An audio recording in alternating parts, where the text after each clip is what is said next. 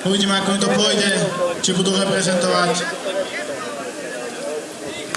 aj svoj okrsok na okresnej súťaži, ktorá bude 30. júna v obci Župčany, táto obec.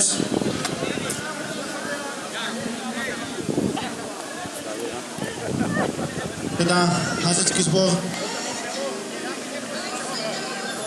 Počkáme trochu na... A muži z Ternie boli odštartovaní. Vidíme spojenie.